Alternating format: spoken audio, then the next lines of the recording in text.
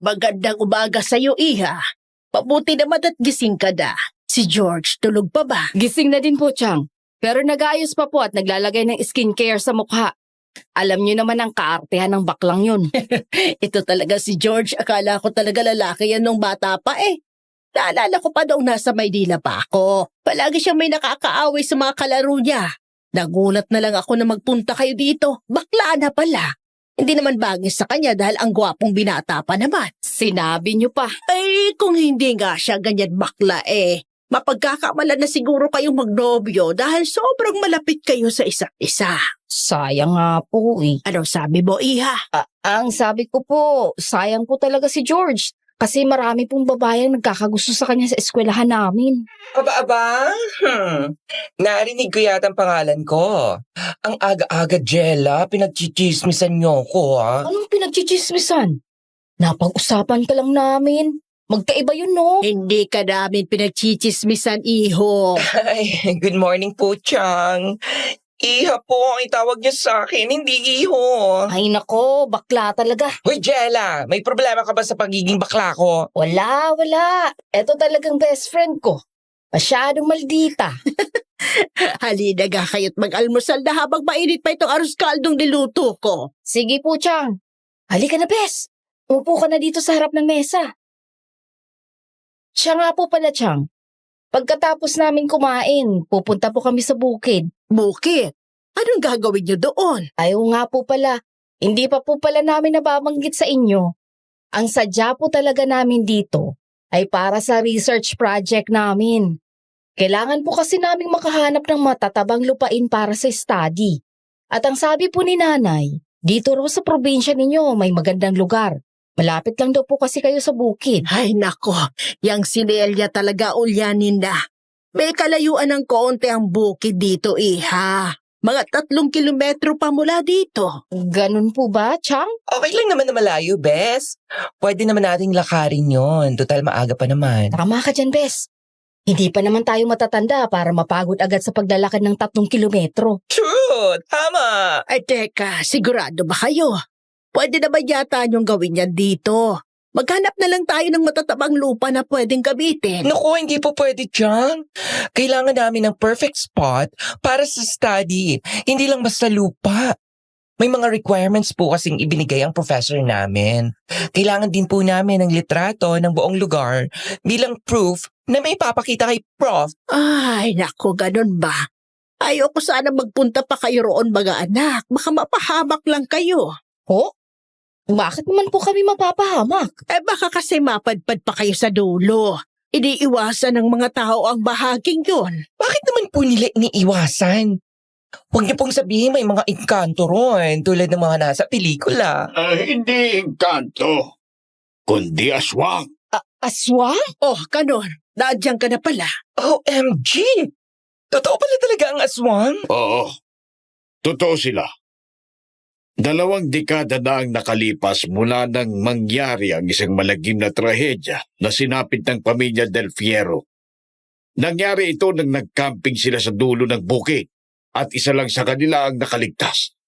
Natagpuan na lang namin ang mga kasama niya na wakwak ang tiyan at wala nang lamang loob. Ang sabi pa niya, kinuha daw ng aswang ang kapatid niyang babae para ipakasal sa isang aswang at gawing isa sa kanila.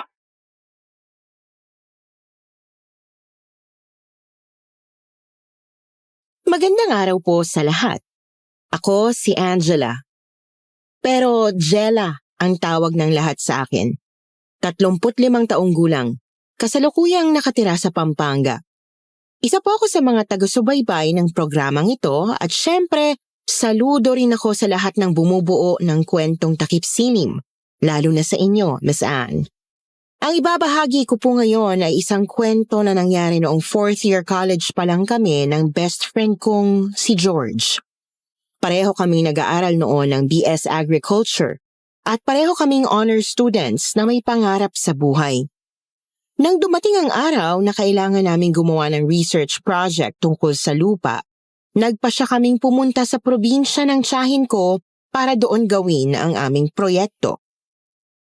Nagsimula ang lahat nang magpasya kaming lumayo sa ligtas na bahagi ng bukid na itinuro ng aking tiyuhin. Tama kayo. Sinuway namin ang bilin ng tiyahin ko hanggang sa mapadaan kami sa isang lupaing may bahagyang nakabukas na tarangkahan. Wala kaming kamalay-malay na sa sandaling tumapak kami doon, magsisimula na pala ang masamang karanasang hindi namin makakalimutan.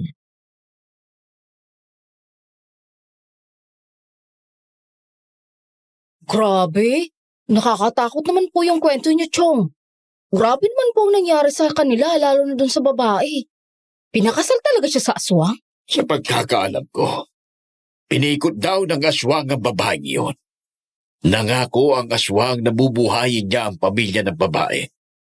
Pero nang mababa na daw sila ng bukid, inatake sila ng mga aswang at ginawang hapunan. Oh my God! Napaka-brutal naman nila. Ano po yung sumunod na nangyari? Nahuli na po ba ang mga aswang na yun? Tumawag po ba kayo ng mga pulis? Hindi. Kahit naman i-report pa sa mga pulis ang nangyari, siguradong walang maniniwala sa kanila. Kung meron man, wala ding maglalakas ng loob na pumasok sa lugar na yon. Maliban lamang kung gusto nilang matulad sa pamilyang yon. Grabe, nakakaawa naman ang pamilyang yun. Wala man lang nakamit na hustisya kung totoo ang nangyari ang kwentong yun. Oo nga, Bes. Akala ko hindi totoo ang mga aswang. Akala mo lang yun, iho. Pero ako na ang nagsasabi, totoo sila. Iha po, Iha Chong. Ang ganda-ganda kong dalaga eh. Kita niyo po. Ay, o siya, sige. Iha na akong iha. Paano po yan, Chong? Ang sadya po naman namin dito ay maisagawa ang study namin dun sa bukid. Ay, ganun ba? Huwag kayong mag-alala. Hindi naman lahat ng bahagi sa bukid na yun ay delikado. May ligtas pa din na bahagi kung saan pwede niyong isagawa ang project ninyo. Doon sa mababang parte ng bukid na malapit sa sapa. Total ay maaga pa naman. Ihahatid ko na kayo doon. Talaga po, Chong? Oo, iha. Sige, Chong. Salamat po. Mga anak, makinig kayo sa akin. Huwag kayong lalayo sa kung saan kayo hinatid ng tiyongkador nyo, ha? Lalong-lalo nang wag na wag kayong pupunta sa dulo ng bukid. Umuwi kayo agad bago pa lumubog ang araw. Ayoko may mangyaring masama sa inyo.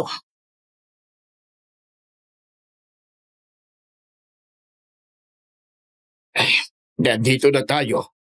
Huwag na huwag kayong lalayo dito, ha, iho, iha. Kapag uuwi na kayo, itong daanan dito sa gilid, dumiretso lang kayo at makikita nyo na ang bukana ng baryo. Sige po, Chong. Maraming salamat po sa pag-atindi niyo sa amin. Chong, totoo po ba talaga ang kwentong yun? Oo, pero huwag kayong mag-alala.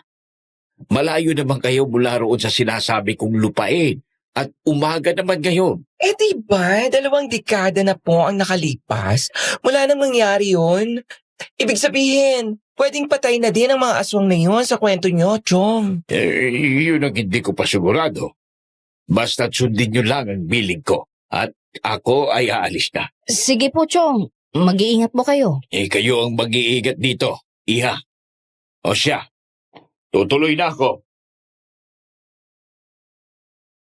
Ang presko talaga ng hangin dito, no?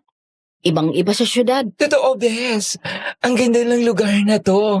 Kung hindi ko lang narinig yung kwento ni Chong Canor, hindi ko maiisip na may nangyari palang karumal-dumal na krimen sa dulo ng bukid na to. Ang masaklap pa, mga aswang daw ang suspect. My God. Matagal na rin namang nangyari yun. Pero kailangan pa rin nating mag-ingat. Siyempre naman, Bes. Pero mukhang ligtas naman tayo dito eh. Oo nga. Yan din ang sabi ni Chong Canor. Sige na. Simulan na nating hanapin yung lupang kailangan para sa project natin para makauwi tayo ng maaga. Sige, tara. Dun tayo. Ay, degraded ang lahat ng lupa dito, Bes. Masyadong matigas at tuyot. Hindi pwede ito sa project natin. Oo nga, Bes. Hindi pwede to. Kailangan pa naman natin makakuha ng pinakamataas na grades. Alam mo na, masyadong mahigpit si Prof. Castro pagdating sa projects. Itong lupang to, paniguradong bagsak na to sa binigay niyang requirements. Alam ko. Siyempre dapat maganda talaga ang kalabasan ng project na to. Lalo na't nakagastos na ako ng pamasahe papunta dito. Ako din kaya. Ay, naku. Di ba? May sapa na malapit dito. Subukan kaya natin doon. Baka sakaling okay ang lupa doon. Hindi ideal ang lupa sa malapit sa sapa. Kasi kadalasan, masyadong basa o waterlog. Kaya mahina ang oxygen na supply sa ugat ng halaman. Kaya palaging basa ang lupa. Nagiging prone ito sa root rot at fungal diseases. So ano nang gagawin natin?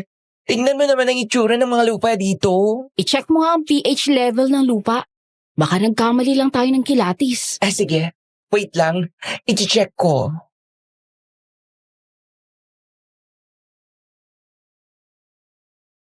Kinuha ni George ang maliit na pH meter mula sa kanyang bag at lumuhod sa lupa. Tahimik ko siyang pinanood habang pinapahiran niya ng kaunting alikabok ang ibabaw bago itusok ang dulo ng device. Ilang segundo lang umilaw ang maliit na screen at lumabas ang resulta. Napansin ko ang bahagyang pagkunot ng kanyang noo, kaya lumapit pa ako para silipin ito.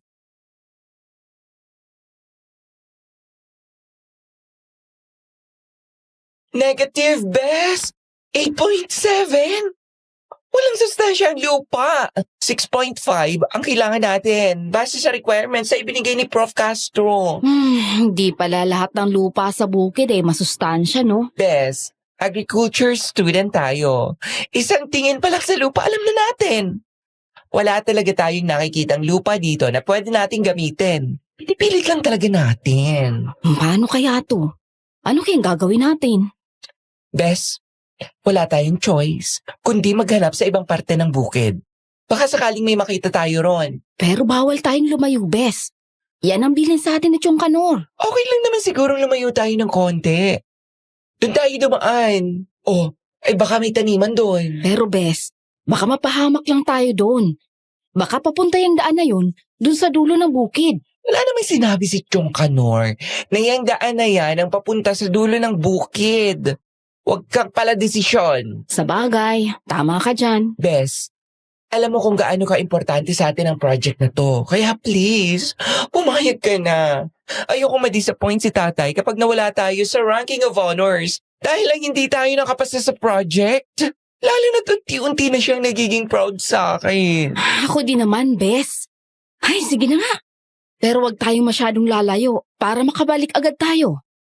Nangako pa naman tayo kina Chang na hindi tayo aalis dito o lalayo. Wala naman sila dito, kaya hindi naman nila malalaman. Mabilis lang naman tayo Tara na. Sige, tara.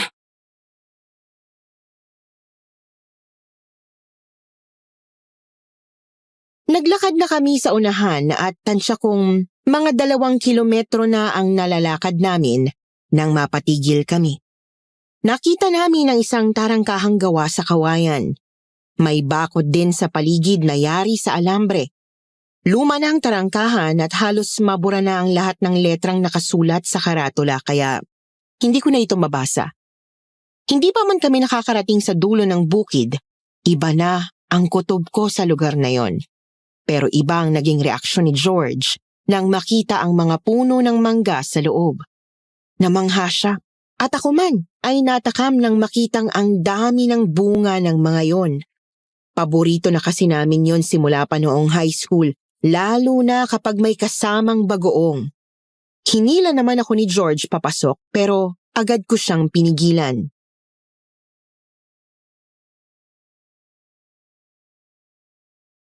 Bes, ano bang ginagawa mo dyan? Hindi pa ba obvious?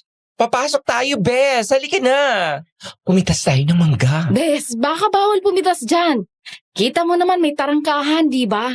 Ibig sabihin, pribado ang lupain yan. Wala namang tao Tsaka bukas ang tarangkahan. Ang sarap ng mga mangga. Nakakatakam. Naglalaway na ako, bestie. Hindi tayo papasok. Huwag ka nga magpadalos-dalos sa desisyon mo. Kailangan nating mag-ingat. Baka may mga aswang pa dyan. Bes, wala pa tayo sa dulo ng bukid. Ang layo pa nun, Hindi pa dead end. Ano ka ba? Imposible naman yung lupain na yan ang tinutukoy nila Chang. Halika na! Ang sarap ng mga mangga, Pero kung hindi yan ang tinutukoy ni Chang, bakit ibang pakiramdam ko sa lupain yan? Hello? Masyado ka kasing nag-overthink.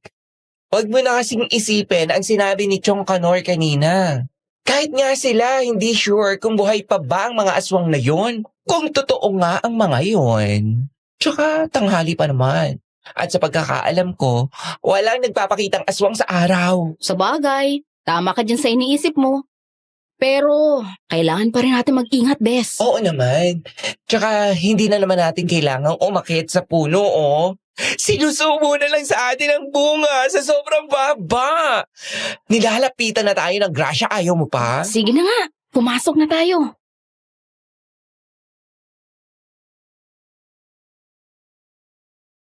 Pagkapasok namin sa loob, agad na tumakbo si George papunta sa puno ng mangga at pumitas ng bunga. Gano'n naman kasi talaga ang mga kabataan kapag nagagawi ng probinsya, hindi ba? Aminin nyo, mga kapwa ko listeners, kahit kayo, naranasan nyo na rin pumitas ng bunga kahit hindi sa inyo ang puno. Kaya ayun, pumitas na rin ako ng bunga at isa-isa naming binalatan yon gamit ang dala naming balisong at saka namin yon kinain. Pero bigla akong napatigil at kinabahan nang marinig ko ang malakas na ihip ng hangin na nagpaanod sa mga tuyong dahon sa ilalim ng puno. May kakaibang kilabot akong naramdaman, kaya't bahagya akong napayakap sa aking balikat. Doon ko niyaya si George na umalis na.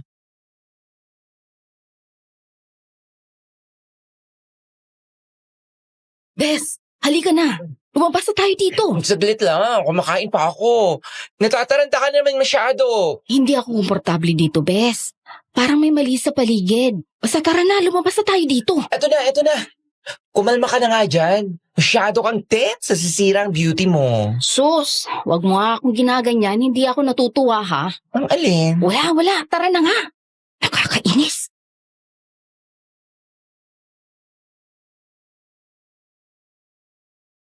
Kahit alam kong binibiro lang ako ni George noon, iba ang naging epekto noon sa akin, Miss Anne. Aaminin ko, may kilig akong naramdaman kasi matagal na talaga akong may lihim na pagtingin sa best friend ko. Pero hindi naman sapat yon para mawala ang kaba na kanina pang bumabalot sa dibdib ko. Ewan ko ba, alam kong hangin lang yon, pero parang may malamig na presensyang dumaan sa likuran ko. Agad akong tumalikod saka naglakad papalabas ng tarangkahan. Pero paglingon ko, wala si George sa likod ko.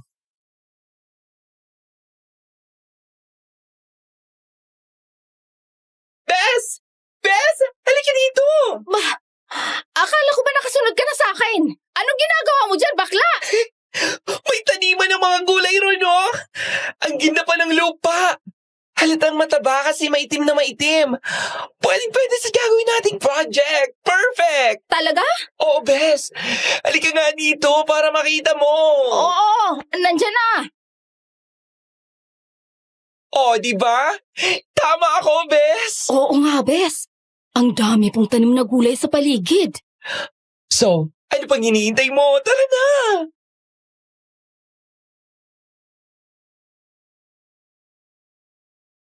Pagkarating namin sa malawak na lupain, agad kong napansin kung gaano ito kaganda at kaayos.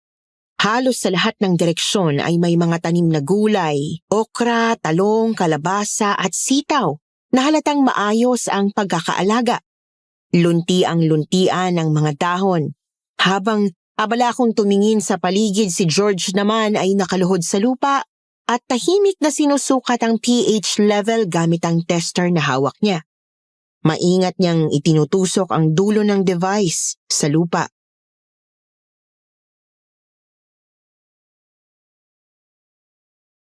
Positive, Bes! 6.5 pH level. Perfect para sa study. Ay, salamat naman. Masisimulan na din natin ang project. Sige, kukunin ko lang ang mga gamit sa loob ng bag ko, Bes. Ano yun? Ang alin? May narinig akong kaluskos sa paligid natin. Naku, wala yun, Bes.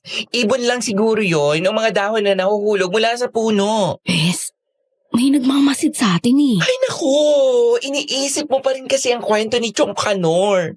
Wala yan. Guni-guni mo lang yan. Focus muna tayo dito, ha? Kunin mo na ang camera at mag-picture ka na. Oo na. Bilisan mo din dyan, ha? Eto na nga, ginagawa ko na, madam. Ang ganda ng tanawin. Ang ganda ng mga kuha kong litrato, Bes. Ang lambot ng lupa, bes. Hindi ako nahihirapang bungkalin. Mag-ingat ka sa paglagay ng distilled water. Baka sumobra at hindi natin masukat ng tama ang NPK niyan. Dapat pantay lang ang mixture, Bes. Alam ko, kumalma ka lang dyan, okay?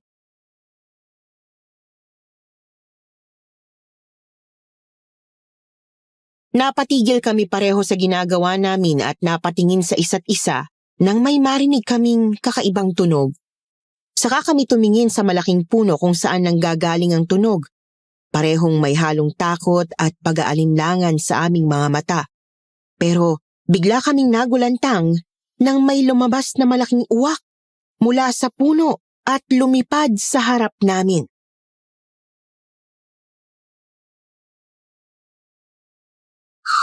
Pucha, ang laki naman ng uwak na yun. Ay grabe, natakot ako doon Bigla-bigla na lang sumusulpot ang ibon na yun, nakakaloka.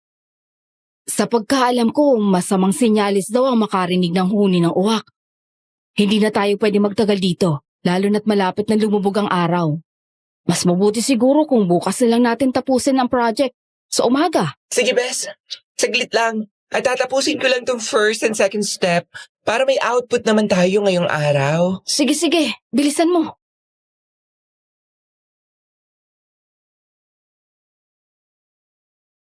Maya-maya pa isa-isa nang ibinalik ni George ang mga gamit sa bag niya. Naglakad na kami pauwi, pero hindi pa rin mawala sa isip ko ang pakiramdam na parang may nakatingin sa amin. Ramdam ko ang kaba sa dibdib ko sa bawat hakbang sa tuyong damo at sa mga tuyong dahon na nagkaluskos sa ilalim ng mga paa namin. Pinipilit kong bumitaw sa ideya ng mga kwento ni Chong Canor, pero hindi maalis ang pakiramdam ko na may kakaibang presensya sa paligid.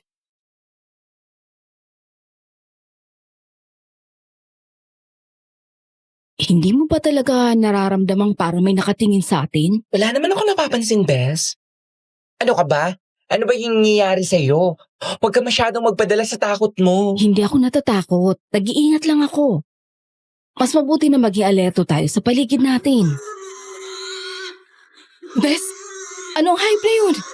Malaking baboy Ramona ang pupula ng mata. Bes, palapit na siya dito. Tumakbo na tayo. Shoot! Di tayo makakalabas ng tarangkahan, bes. Nakaharang siya. Bes, takbo! Oh, Diyos ko! Mamamatay na tayo! Tulong! Tulungan niyo kami! Malabong may makarinig sa atin dito, Bes. Walang mga tao dito. Bes, di ko na kaya. Parang mawawalan yata ako ng hininga. Tumakbo ka pa! Bilisan mo! Hindi tayo pwedeng mamatay, bakla! Bes, tama ka. Hindi ba ako pwedeng mamatay? Ayan na. Dumating na ang superhero ko. Kuya, tulungan mo kami. Sino yung lalaking yan? Nanlaki ang mga mata ko noon nang makita ko ang lalaki sa unahan. Sobrang gwapo, matangkad, matipuno, at parang may lahing Espanyol. Kalahating hubad ang katawan niya, kaya kitang-kita ko ang bawat galaw ng mga kalamnan niya habang nakatayo sa gitna ng daan. Tumakbo siya at sinalubong kami. Saka hinarang ang baboy Ramon na humahabol sa amin. Tumakbo palayo ang hayop, halatang natakot, at napahinto kami pareho.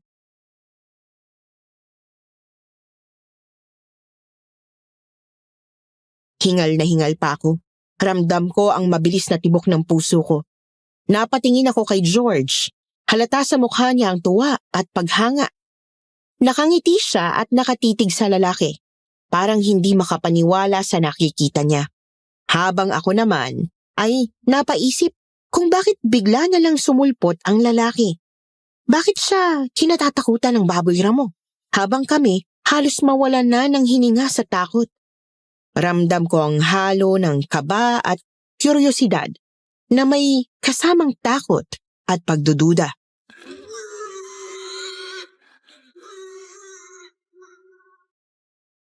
Iligtas niya tayo, Bes. Ligtas na tayo. Bes, Huwag ka basta-basta magtitiwala sa kanya. Baka kung anong gawin niya sa atin. Ano ka ba, Bes? Dapat pa nga tayong magpasalamat kasi niligtas niya ang buhay natin sa pabira mo na yun. Kahit na. Mahirap pa rin magtiwala, lalo na't bigla-bigla na lang siya nagpapakita. Bes, utang loob natin sa kanya ang buhay natin. At sa gwapo niya yan, mukha ba siyang gagawa ng masama? Hello, Pogi! Salamat sa pagligtas mo sa amin, ha? Utang na loob namin sa iyong buhay namin. Wala yun.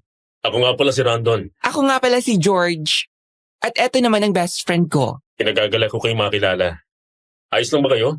Nasaktan ba kayo ng baboy ramong yun? Okay lang naman kami. Buti nga dumating ka. Kung di ba kain-atake na talaga kami noon. Buti nga at nakita ko agad kayo dito. Palubog ng araw kaya delikado nang manatili kayo sa bukid na to. Ano bang ginagawa niyo dito? Halatang mga dayo lang kayo Nandito kami sa bukid para gumawa ng research project.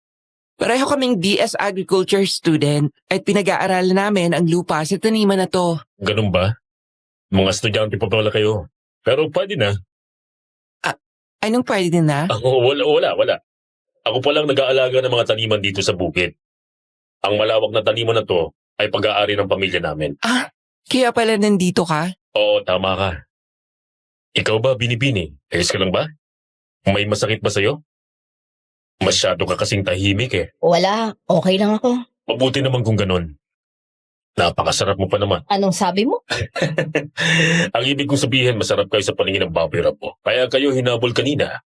Buti na lang at hindi ka nasaktan, Binibini. Teka. Huwag mo akong tawagin Binibini. Jella ang pangalan ko. Pasensya ka na, Jella. Nakasanayan ko na talaga na tawaging Binibini ang isang babaeng hindi ko pa alam ang pangalan. Okay lang.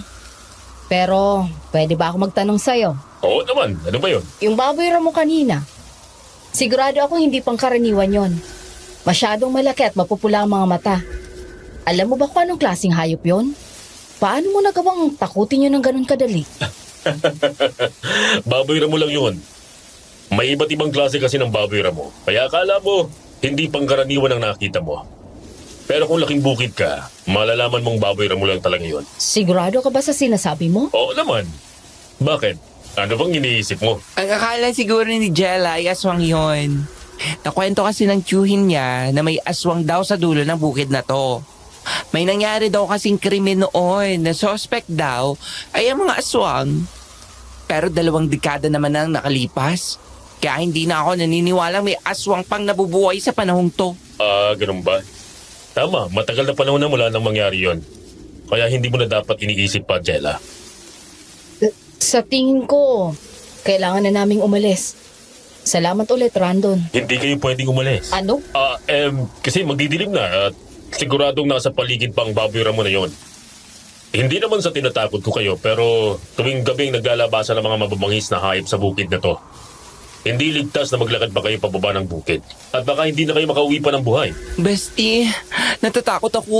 Anong gagawin natin ngayon? Paano tayo uuwi nito? Teka, mag-iisip ako ng paraan. Mabuti pa sumama kayo sa akin. Dadalhin ko kayo sa bahay namin. Pwede kayong manatili ron. Talaga? Okay lang sa'yo? Oo, George. Doon, may pagkakatiwala ko sa inyo ang kaligtasan nyo. May bakante pa kaming kwarto kaya pwede kayo magpalipas muna ng gabi ron. Hindi na, Randon. Nakakahiya naman sa'yo. Bes, kung hindi tayo sasama kay Randon, mapapahamak tayo dito. Baka umatake na naman ang baboy ramo na yon. Sige na, Jella. Pagkatiwalaan nyo ako. Wala akong balak na masama sa inyo. Gusto ko lang natulungan kayo. Magiging totoo na ako sa'yo, Randon, ha? Paano ka namin pagkakatiwalaan kung nakita mismo ng 2 mata ko na natakot to ang baboy ramo sa'yo? Halos mawala na nga kami ng hininga katatakbo nang inatake kami ng hayop na yun. Tapos ikaw, nung sinalubong mo siya, bigla siyang tumakbo palayo. Di ba parang weird nun? Hindi kaya alaga mo ang baboy ramo na yun? Bes, ano ba yung pinagsasabi mo? Ayos lang, George. Naiintindihan ko naman si Jella. Lalo na't bago pa lang tayo magkakilala. Pero gusto ko lang malaman mo, Jella, na walang katotohanan ng duda mo. Hindi ko yun alaga. Nakilala lang siguro ko ng baboy ramo na yun dahil munti ko na siyang makatay nung isang araw nang makita kong sinisira niya mga gulay na tanim namin dito. Pinakawalan ko lang kasi naawa ko Kahit paano, may pakiramdam din sila. Katulad natin mga tao. Hindi ako masamang tao. Kaya sana pagkatiwalaan niyo ako. Tama si Randon, Bes. Kasi kung talagang alaga niya yon, at kung may masama talaga siyang balak sa atin, edi sana hinayaan na niya tayong kainin ng baboy ramo na yon, di ba? Sa laki ba naman ng hayop na yon? Kasya tayong dalawa sa tiyan noon. Tama ka dyan, George. Pero wala naman ako magagawa kung ayaw niyong magtiwala sa akin.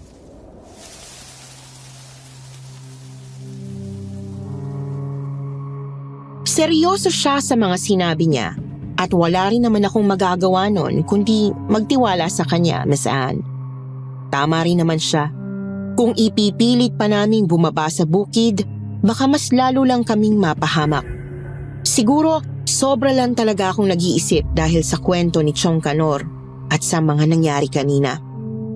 Bago po pala tayo magpatuloy, gusto ko lang sabihin sa mga avid listeners ng channel na ito, wala po akong ibang sinulatan o binahagian ng kwentong ito kundi ang channel ng Kwentong Takip Silim lamang.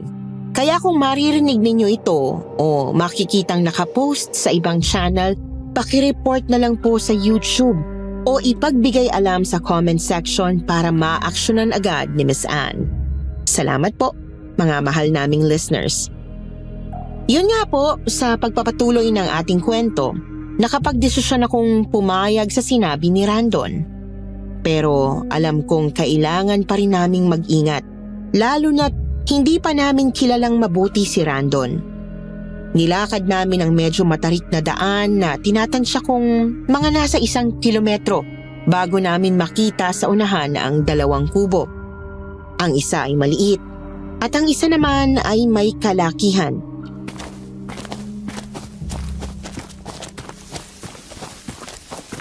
Malapit na tayo, Bes. Ayun oh, may mga kubo sa unahan. Yan ang sigurong bahay nila Randon. Ang lamig ng hangin dito. Pero bakit parang wala lang sa kanya na nakahubad-baro siya? Ang weird talaga ng lalaking yan. Ano bang sinasabi mo, Bes? Si Randon.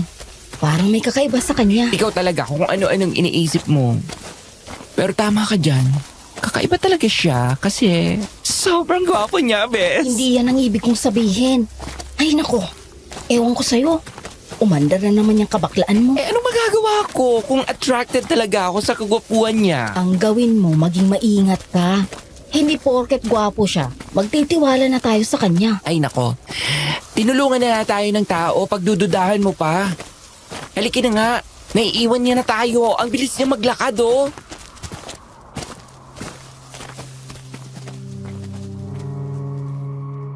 Napabuntong hininga na lang ako kasi wala naman kaming choice kundi sumama kay Randon noong gabing yon. Pilit kong sinasabi sa aking sarili na masama ang ginagawa kong pagdududa sa taong nagligtas sa amin. Akala ko noong mga oras na yon mali ang iniisip ko tungkol sa kanya. Pagdating namin sa harap ng kubo, agad kaming sinalubong ng isang lalaking may edad na pero matigas pa rin ang tindig. May kakaibang presensya siya. Yung tipong hindi mo basta tititigan ng matagal kasi parang kakainin ka ng tingin. Matangos ang ilong, makapal ang kilay at seryoso ang kanyang mga mata. Nagkatitigan kami saglit at napalunoklaway naman ako nang maramdaman ko ang talim ng titig niya.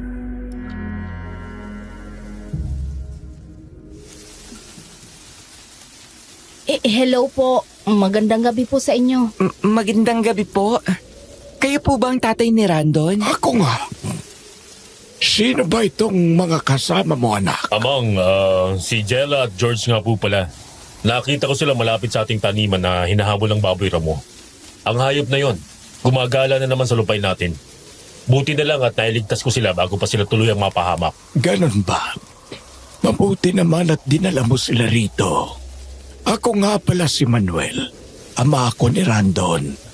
Tawagin niyo na lang akong amang. Halina kayo at pumasok na para makakain na kayo at makapagpahinga. Alam kong napagod kayo sa paglalakad papunta rito. Mas napagod po kami sa katatakbo kanina nung hinabol po kami ng baboy ramo. Ganon ba? Ay, nakakaawa naman kayo. Mabuti pa sumunod kayo sa akin at ipakikilala ko rin kayo sa aking asawa. Sige po, amang. Hoy, Bes, natulala ka yata dyan. Ano bang iniisip mo? Ha? Wala. Sige, tara na sa loob. Think positive lang, Bes. Mukhang mabait naman ang tatay ni Randon. Ganun lang siguro ang mukha niya. Mukhang istrikto pero mabait.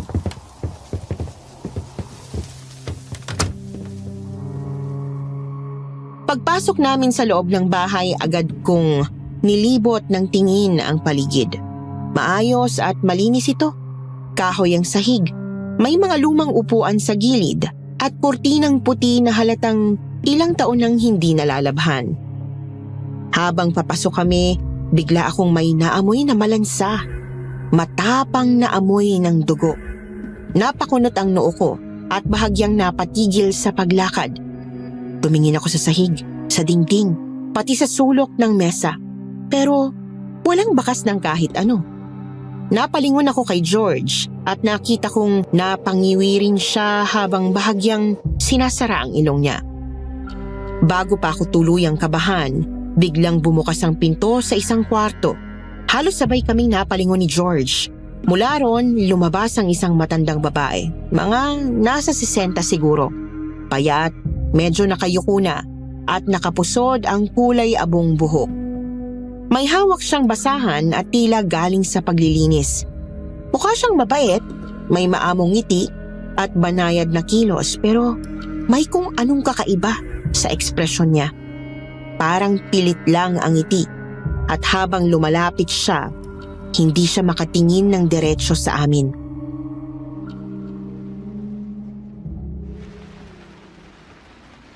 Sita, may mga bisita ang anak natin. Sabi ni Randon, nasagip daw niya kanina mula sa pag-atake ng baboy ramo doon sa lupain natin. Magandang gabi po. Ako po si George at si Jella naman po, kaibigan ko. Ako naman si Sita. Tawagin niyo na lang akong ina. Hindi na dapat kayo. Inang, nagugutom na po ang aking mga bisita. Pwede bang ipaghanda niyo na sila ng makakain? Pati na rin ang matutulugan. Randon, Sita, ano ba? Narinig mo bang sinabi ng anak mo? Nakakahiya sa mga bisita niya kung wala man lang tayong maihandang pagkain sa kanila. sige, sandali lang. Hindi kasi ako nakapaghanda ng pagkain. Hindi ko kasi inaasahan ang pagdating nila.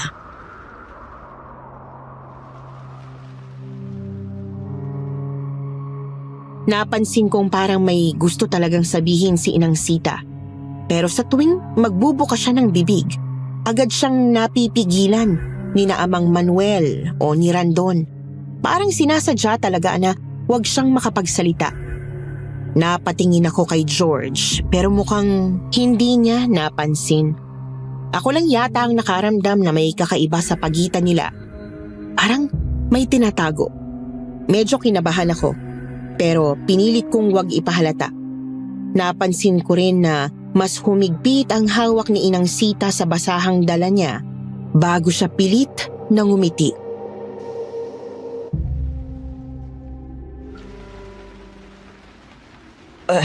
Maupo muna kayo mga anak. Maghahanda lang ako ng makakain ninyo. Ay nako, wag na po. Baka pagod na po kayo. Okay lang naman po na hindi kami kumain. Basta may matulugan lang po kami ngayong gabi. Nabusog din po kami sa kinain naming mangga kanina eh. May tinapay din po kami sa loob ng bag. Okay na po sa amin to. Di ba, Bes? Opo. Wala po kayong dapat ipag-alala. Diet din po kasi ako ngayon.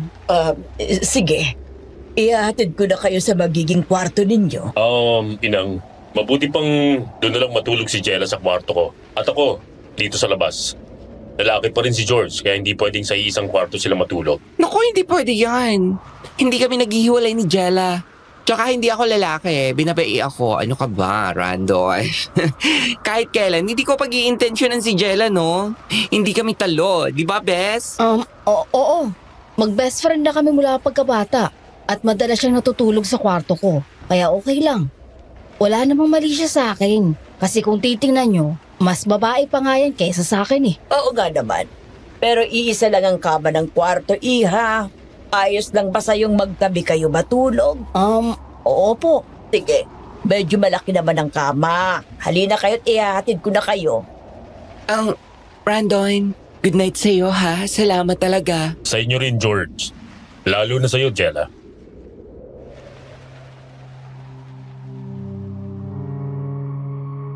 Hindi na lang ako sumagot sa sinabi niya at pilit akong ngumiti. Hindi kasi ako komportable sa paraan ng tingin niya sa akin. Yung parang may halong pagnanasa. Agad akong umiwas ng tingin at sumunod na lang kay Inang Sita. Habang naglalakad kami sa makitid na pasilyo, tanging ilaw lang ng bumbilyang nakasabit sa kisame ang nagbibigay liwanag.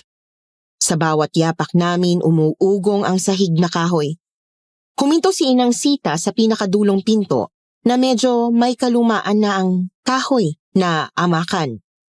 Binuksan niya yon at bumungad sa amin ng isang maliit na kwarto. Isang kama lang ang nandoon. May kulambong puti at makapal na unan sa ulo ng higaan. Sa gilid, may bintanang may rehas na kawayan.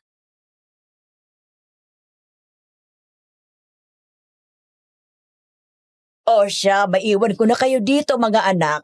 Sandali lang po, Inang. Bakit iha? Kanina po kasi parang may gusto kayong sabihin sa amin. Pero di nyo natuloy. Ano po ba yun? Wala yun iha. Sige na, magpahinga na kayo. Sigurado po kayo, Inang? Oo nga. Sige na, lalabas na ako.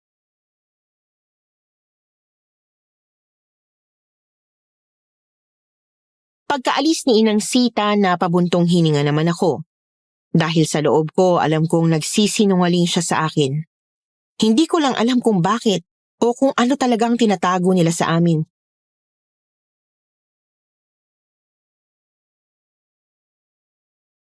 Uy, bestie, okay ka lang ba? Bes, hindi ako komportable sa bahay na to. Feeling ko kasi may tinatago sila sa atin. Kaya bukas ng umaga, kailangan na natin makaalis dito. Teka nga. Paano mo naman nasabi na may tinatago sila? Bes, hindi ako pinanganak kahapon lang. Kaduda-duda naman talaga sila, di ba? Di mo ba napansin kanina? Parang may gustong sabihin si Inang Sita sa atin. Hindi niya masabi sa harapan ng mag-ama. Tapos ngayon tinanong ko siya, wala lang daw yun. Kahit alam kong meron. Isa pa, hindi ako kumbinsido sa sinasabi ni Randon kanina. Alam kong may malalim na dahilan kung bakit natakot sa kanyang baboy ramo na yun. So, anong pinupunto mo, Bes? Na may kinalaman sila sa pagsulpot ng baboy ramo na yon? Hindi ako sigurado, Bes. Pero isa lang ang sigurado ako ngayon. May tinatago talaga sila sa atin. Lalo na ang nanay niya. Ewan ko ba? Kumalma ka lang, bestie. Masyado mong ini-stress ang sarili mo. Naiintindihan naman kita dyan eh. Kasi kahit ako napansin ko rin, yung napansin mo kanina. Hindi naman ako bulag. Pero syempre, nandito tayo sa bahay nila. Pinatuloy nila tayo ng maayos, kaya wala pa rin tayong karapatang humusga hanggat wala tayong ebidensya. Basta bukas ng alas 5 ng umaga, aalis na tayo dito. Oo naman. Di ba kailangan pa nating tapusin ang project? Oo nga pala, muntik ko nang makalimutan. Sige na, matulog na tayo para magising tayo ng maaga bukas.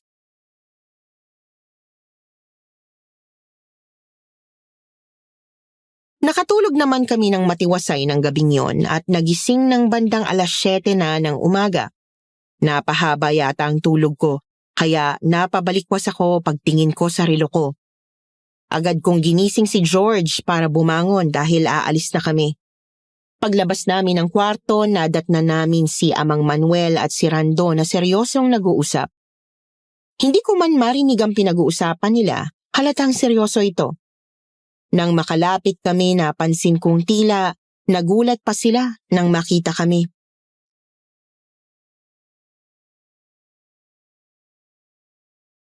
Jella, George, bakit may dala kayong mga bag? Huwag yung sabihin aalis na kayo. Ganun na nga, Randon. Gusto sana namin magpaalam at magpasalamat na rin sa inyo. Kay Amang at pati na din kay Inang. Salamat sa pagpapatuloy ninyo sa amin kagabi. Pero kailangan na naming umalis ngayon. Hindi. Hindi kayo pwedeng umalis. Bakit naman po hindi pwede? Wala naman po kaming dahilan para manatili pa dito. Nag-aalala lang si Amang sa inyo. Baka kasi umatake ulit yung baboy ramo. Randon, maaga pa lang naman. Wala rin naman kaming choice kundi dumaan sa bukid na yun para makauwi. Kailangan pa naming ipagpatuloy yung project na sinimula namin. Oo nga, Randon.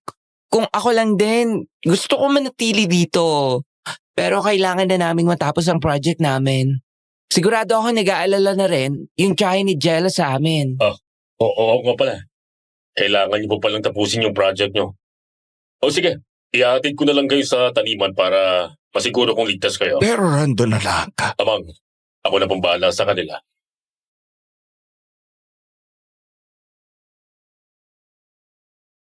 Hindi ko alam kung bakit pero may kakaiba sa tono ni Amang Manuel.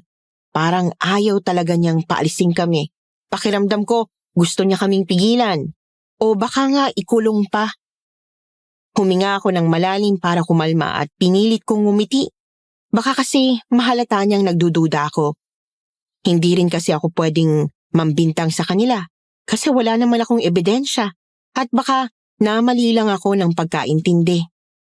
Halos sabay naman kaming napalingon sa pinto nang lumabas si Inang Sita. Sa totoo lang, magaan naman talaga ang presensya ni Inang Sita kumpara sa mag-ama at ang hindi ko lang maintindihan ay kung bakit hindi siya makatingin ng diretsyo sa akin.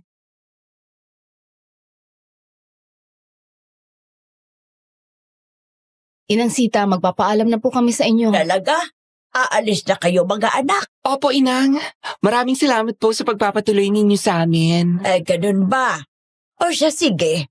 Pero mabuti pa kumain muna kayo bago umalis. Para may lakas kayo, lalo na't medyo malayo ang lalakarin nyo. Sigurado akong gutom na rin kayo. Ano, Bes? Okay lang ba sa'yo na kumain muna tayo? Sige, pero hindi tayo pwedeng magtagal, Bes. Sige na. Sumabay na kayo sa amin. Naganda kasi si Sita ng maraming pagkain para sa inyo. Hindi din naman namin mauubos. Sayang naman kung masisira lang.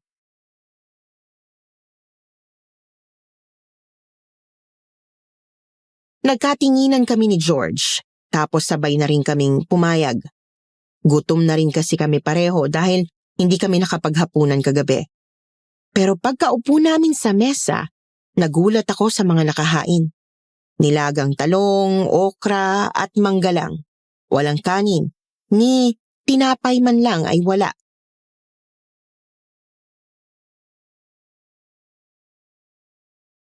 Pasensya na kayo mga anak kung wala kaming kanin. Nag-iingat kasi kami sa kalusugan namin. Lalo na't matatanda na kami. Kaya gulay lang talaga ang kinakain namin. Tama, Sinang. Hindi ba kayo kumakain ng gulay? Kumakain naman, Randon. Nasurpresa lang kami. Vegetarian pala kayo. Ang galing nga po eh. Kapag sa bukid nakatira, parang libre lang lahat ng pagkain. Sa lawak ng lupain ninyo, siguradong hindi kayo nauubusan. Teka, sa inyo rin po ba yung mga punong mangga sa may bandang likod? Oo, sa amin yon. Wow! Negosyo niyo po yun? Hindi. Pain namin yon. Para makapanghuli ng makakain. Makapanghuli ng makakain? Ano pong ibig niyong sabihin? Ang ibig sabihin ni tatay, pamain namin yun sa mga ibon. Minsan kasi, nagsasawa na kami sa gulay kaya nanguhuli kami ng mga malalaking ibon para ulamin. Nakakain pala ang ibon? Ngayon ko lang nalaman yun ah. Halatang hindi kayo sanay sa buhay probinsya, no? Oo, ginagawa naming adobo yung iba. Pero mas gusto namin yung malalaki. Mas masarap ang dugo ng mga yun eh. Dugo? Oo, Jella, masarap din yung dugo ng ibon. Ginagawa namin yung dinuguan dito at hinahaluan ng gabi.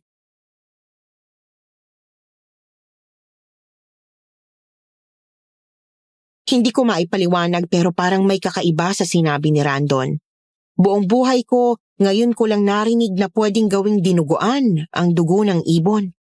Siguro dahil hindi ako lumaki sa bukid, kaya bago sa akin yon.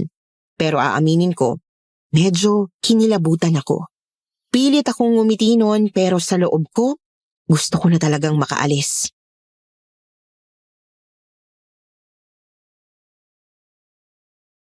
Sige na. Kumain na kayo mga anak. Ang tabang naman ito. George! Ay, pasensya na po. Natatabangan lang po talaga ako sa nilaging talong. Wala po kayong asin? Oh, wala kaming asin dito. Hindi kami gumagamit niya. Ay, bakit naman po? Pampalasa yun ng ulam. Walang lasang ulam kapag walang asin. Ayaw namin magkasakit sa bato. Lalo na't matatanda na mga magulang ko. Pasensya na kayo. Kahit konti, hindi kayo gumagamit? Oo, Jella. Tsaka bukod pa sa bawal kinain ng atamang, wala kaming mabibilhan ng mga asin dito sa bukid. Walang tindahan dito na pwedeng pagbilhan. Ay, Oo nga pala, no? Dapat mag-stock kayo ng isang sako kapag napunta kayo sa bayan para hindi kayo nauubusan. Hindi kami pupunta sa bayan, George. Kontento na kami sa kung anong meron kami ngayon. Randon, kailangan na talaga naming umalis. Medyo matagal pa kasi bago namin matapos yung project namin. Hindi pwedeng abutin na naman kami ng hapon. Iha. Mas mabuti sigurong wag na kayong bumalik sa lupain yon. Umuwi na kaagad kayo bago pa kayo mapahamak. Inang, huwag mo nga silang takutin sa mga sinasabi mo. Importante sa kanilang project nila, kaya kailangan nilang bumalik doon. Tsaka, ihatid ko naman sila. Wala kayong dapat ipag-alala. May tiwala na naman kami sa iyo, Randon. Salamat sa tiwala nyo. Sige Randon, tara na. Para makapagsimula kami ng maaga. O siya, Mang, Inang. Tutuloy na po kami. Maraming salamat po, Amang Manuel at Inang Sita.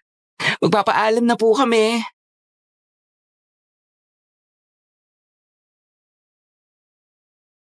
Habang naglalakad kami napatingin ako kay Randon, nakahubad pa rin kasi siya. Medyo nagtataka ako kung bakit parang hindi uso sa kanyang magsuot ng damit. Hindi ba siya nilalamig? O baka naman sadyang komportable lang siya ng ganon. Pinilit kong ibaling ang tingin ko sa paligid. Sa totoo lang, wala naman ako nararamdamang takot. Siguro dahil umaga pa at maliwanag pa ang paligid.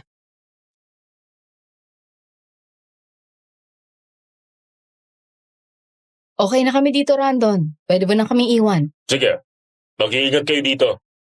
Hanggang sa muli nating pagkikita, Jella. Hindi mo ba kami pwedeng samahan? Di ba ikaw ang tagapangalaga ng taniman na ito? Kailangan ko pa kasing magsibak ng kahoy para may magamit si Inang sa pagluluto. Pero siguro mamaya, babalikan ko kayo dito para makasigurado ako makauwi kayo ng ligtas. Okay lang, Randon. Kahit wag ka nang bumalik. Ayos lang naman kami dito. Tsaka hindi na rin kami aabutin ng hapon. Ganun ba? Oo, sige, mag-iingat kayo dito. Lalo ka na, Jella. Tutuloy na ako. Makikita pa kaya natin ulit si Randon, Bes? Hindi ko alam. Tsaka hindi naman importante kung makikita pa natin siya ulit o hindi. Ang importante ngayon ay matapos natin ang project at makauwi. Sa tingin mo ba talaga, hindi siya mapagkakatiwalaan? Baka naman na mali lang tayo nang iniisip tungkol sa nanay niya. Bes, hindi naman tayo mga bulag para hindi makita ang naging reaksyon ng nanay niya, di ba? Halatang may gusto siyang sabihin sa atin, pero pinipigilan na mag-ama. Pero kung may tinatago talaga sila sa atin, ano naman yun? Hindi ko alam. Pero hindi talaga komportable na manatili sa bahay na yun. Pakiramdam ko, hindi tayo ligtas doon. Basta ako, sumusunod lang sa'yo. Kahit man gwapong-gwapo ako kay Randon, hindi naman kita hayaang umuwi ng mag-isa, no? Aba, dapat lang bakla. Best friend mo ako. Alangan namang piliin mong manatili ron dahil lang kay Randon. Hindi, no? Grabe ka sa akin, bestie, ha? Hindi naman ako ganyan sa'yo. Alam ko naman yun, Bes. Anay, buti nga, umalis na si Randon para makagalaw naman ako ng maayos dito. Uy, teka. Baka naiilang ka lang sa kanya kasi type mo siya. Sira, hindi siyang tipo ko sa lalaki, no? Ay nako, lagi ka naman ganyan kapag may nirereto akong lalaki sa'yo. Tapos ngayon, ayaw mo rin kay Randon. Sobrang gwapo na nga nun. Tapatin mo nga ako, Bes. Tomboy ka ba? Anong tomboy pinagsasasabi mo? Hindi ako tomboy. Kung hindi ka tomboy, bakit halos lahat ng lalaki inaayawan mo? Kasi ikaw ang gusto ko. Ano?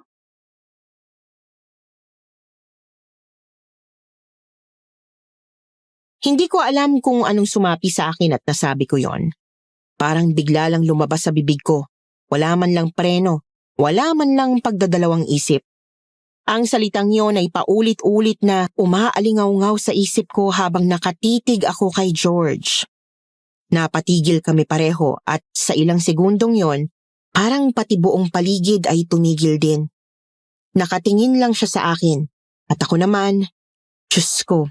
Gusto kong lamunin ng lupa sa mga oras na yon. Ang tibok ng puso ko parang rumaragasa sa dibdib ko.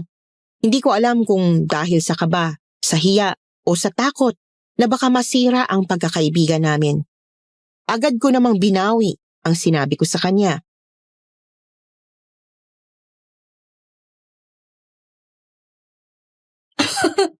Joke lang. Alam ko nang magiging reaksyon mo. Hindi tayo talo, no? Ikaw talagang babae ka. Na-speechless ako doon, ah. Akala ko totoo na. Kalimutan mo na yun, Bes. Hindi ka naman mabiro eh. Sige na, magsimula na tayo. Sige, Bes. Ilalabas ko lang mga gagamitin sa bag ko. Bakit para may nakamasid din naman sa atin? Bes, okay ka lang? Oo, okay lang, Bes. Ano pa bang kailangan natin isulat dyan? Conclusion na lang ang kulang. Sige, tapusin na natin para makababa na tayo ng bukid. Habang may araw pa. Di na kasi ako komportable dito eh. Parang may nagmamasid sa atin katulad kahapon. Teka, huwag mo nga akong tinatakot dyan, bestie. Alam mo naman na may trauma pa ako sa baboy ramo na yun eh. Hindi kita tinatakot.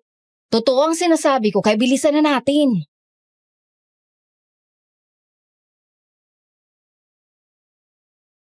Hindi ko alam kung bakit ganito ulit ang pakiramdam ko.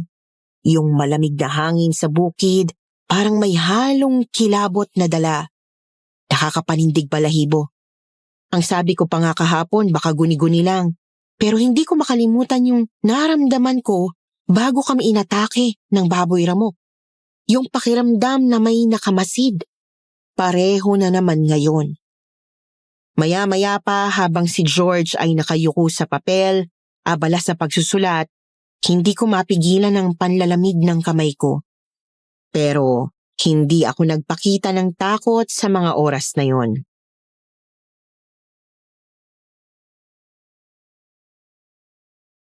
Des, hindi ka pa matapos dyan? Konti na lang to, Bes. Promise. Dina-double check ko lang yung iba. Siyempre, ayoko may kulang at pangit ang pagkakasulat, no? Dapat detailed talaga para magustuhan ni Professor Castro. Pwede naman nating ulitin sa ibang papel eh. Basta maisulat mo lang lahat ng details dyan, okay na. Oo nga. Huwag ka nga magmadali dyan. Natataranta ako sa iyo eh. Ayoko na maulit pa nangyari sa atin kahapon. Kaya mas mabuting makababa na tayo ng bukid ngayon.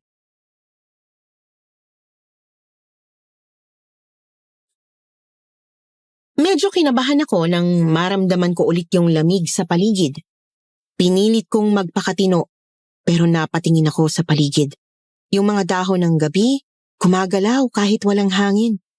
Parang may dumaraan sa pagitan nila. Napalunok ako. Pilit kong inaninag yung dulo ng taniman. Kuminga ako ng malalim. Pilit nilalabanan ng takot ko. Paglingon ko naman kay George ay sakto namang tumingin siya sa akin.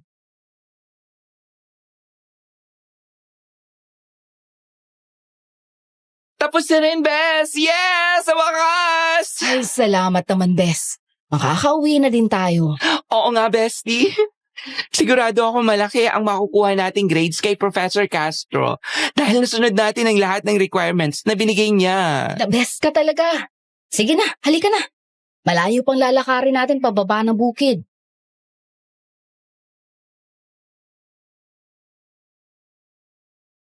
Naglakad na kami palabas ng tarangkahan noon. Pero parang may mabigat sa dibdib. Yung tipong hindi mo alam kung dahil ba sa pagod o dahil may kakaibang presensyang nakasunod sa'yo.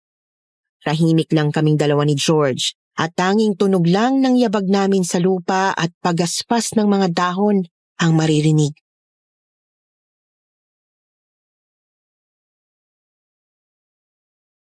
Ilang kilometro na rin ang aming nilakad nang makita namin ang isang matandang lalaki na paakyat, hinihingal at pawis na pawis. Nakabalabal siya ng kupas na jacket at may dalang 2 basket na nakasabit sa magkabilang dulo ng isang lubid na nakasampay sa balikat niya. Halatang mabigat ang dala dahil nanginginig ang mga kamay niya habang lumalakad.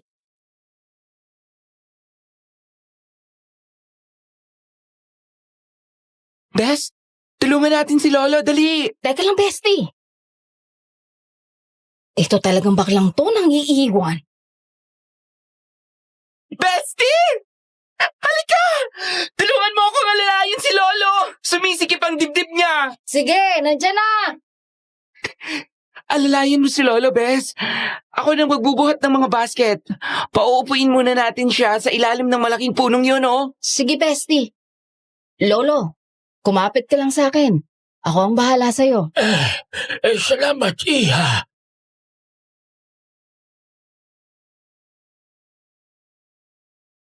Habang inaalalayan ko siya, napaisip ako kung bakit may matandang umaakyat ng bukid. Wala na kaming nakitang ibang bahay mula nang umalis kami kina Randon. Ang alam ko lang, sa dulo ng bukid, yung sinasabi nilang pinamumugaran ng aswang. Napalunok ako. Pero nang tingnan ko ulit yung matanda, wala naman akong nakitang kakaiba sa kanya. Mahina lang talaga siya. Maputla, nanginginig at halatang pagod na pagod. Kaya pilit kong inalis sa isip ko ang mga katanungang yon. Siguro, may ibang kabahayan pa sa bukid na ito bukod kila Randon. Hindi lang namin ito nakita sa lawak ng bukirin.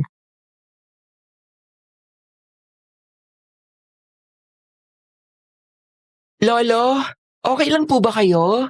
Teka, kukunin ko lang po ang tubig sa bag ko. Salamat sa inyo mga anak. Kung wala kayo, baka nahimatay na ako. Walang anuman po yun. Eto po ang tubig, Lolo. Uminom po muna kayo. Ay, salamat. Salamat, iho. Iha na lang po. Iha, Polo. Iha.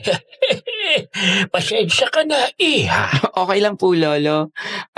Ako nga po pala si George. At eto naman si Jella. Best friend ko. Kayo po, ano po bang pangalan ninyo? Ang pangalan ko ay Diablo. Tawagin nyo na lang akong Lolo. Sige po, Lolo. Bakit ang dami niyo po yatang kamoting dala? Kaya po kayo nabibigatan at nahihirapan sa paglalakad nyo. Galing pa ako sa kabilang baryo para kunin ang mga kamoteng yan. Kailangan kong dalhin yan sa bahay ko para may makain ako sa araw-araw. Ang mga kamote po ang kinakain nyo sa araw-araw?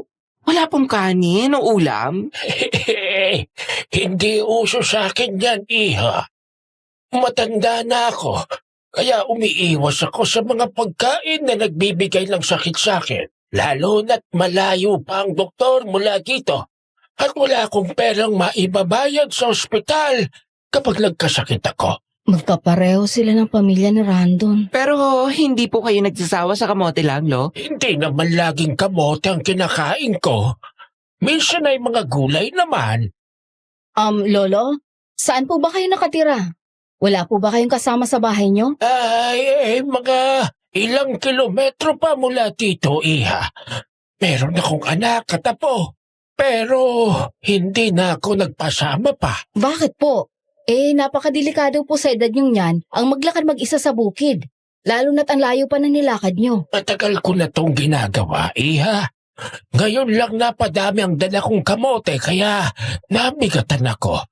Lalo na tumatanda na ako. Akala ko kasi hindi na nagbago ang lakas ko. Pero habang tumatanda ako, nangihina ang katawan ko. Ganun po ba, Lolo? Paano po yan? Hirap na kayo sa pagbubuhat niyan. Oo nga po, Lolo. Yan nga ang problema ko, mga anak. Sumisikip pa naman itong dibdib ko sa pagbubuhat ng mga basket. Malayo pa ang lalakarin ko pa uwi Hindi ko naman maiwan tong mga kamote dito. Pinaghirapan ko tong dalhin mula sa baryo. Ihaatid na lang po namin kayo, Lolo. Pero Bes, baka maabutan pa tayo ng paglubog ng araw kapag hinatid pa natin si Lolo. Bes, hindi naman kaya ng konsensya ko na pabayaan si Lolo. Baka mapaano pa siya sa daan kapag di natin siya tinulungan. Ikaw ba? Kaya ng konsensya mo? Ang akin lang naman kasi. Baka umatake na naman ang baboy ramo na yun sa atin. Alas-tres pa naman, Bes. Hindi pa siguro tayo maaabutan ng paglubog ng araw. Ay, nako. Ayos lang, iha. Kakayanin ko na lang maglakad pa uwi. Huwag lang kayong mag-away dalawa. Pero Lolo... Oo na, sige na. Ihahatid na natin si Lolo. Bahala na. Talaga, Bes? Okay lang sa'yo? Oo. Hindi din naman kaya ng konsensya ko na pabayaan na lang siya. Kung alam ko naman may magagawa tayo para tulungan siya. Mag-best friend nga talaga tayo, Jella. Oo na. Huwag mo na akong daanin sa ganyan. Mabuti pa maglakad na tayo. Teka lang, sandali mga anak. Pwede bang magpahinga muna tayo saglit? Mag-iipon lang ako ng konting lakas bago lumakad ulit. Sige po, Lolo.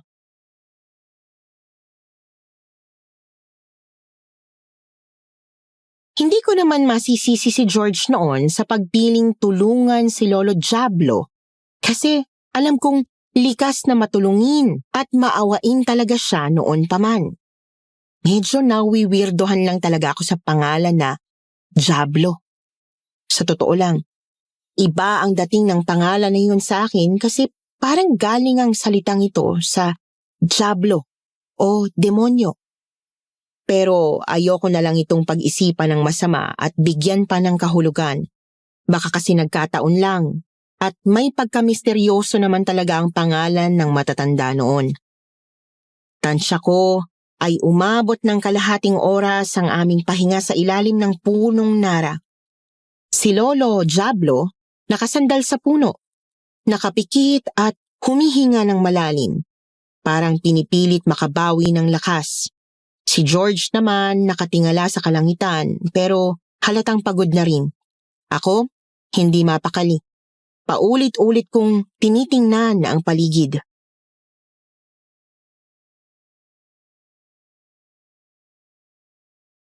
Bes, hindi pa ba tayo aalis?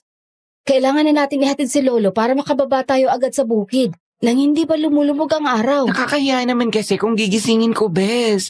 Kita mo naman nakatulog sa sobrang pagod. Ay, ano ba itong nangyayari sa atin?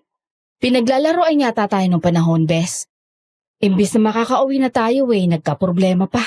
Kakainis. Huwag ka mag-alala, Bes. Makakauwi din tayo. Pasensya ka na, ha? Hindi talaga kaya ng konsensya ko. Napabayaan si Lolo Okay lang, ano ka ba? Wala bata pa, kilala na kita. Kilala ko na ugali mo, kaya nga kita nagustuhan Ha? Nagustuhan? Ang ibig kong sabihin ay nagustuhan kita gawing best friend kasi pagkakasundo talaga tayo sa maraming bagay. Oo nga Kahit minsan nagbabangayan pa rin tayo. Ay, mga anak, pasensya na kayo kung nakatulog ako. Ayos na. Kaya ko nang maglakad, kaya pwede na tayong umalis. Lolo, gising na pala kayo? Oo. Tara na, umalis na tayo dito. Ay, salamat naman. Sige, tara na, bestie.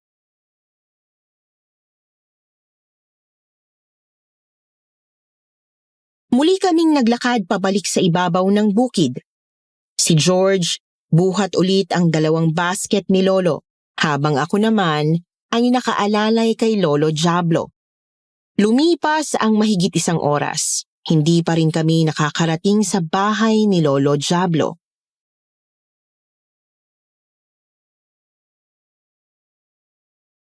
Lolo, malayo pa po bang bahay niyo?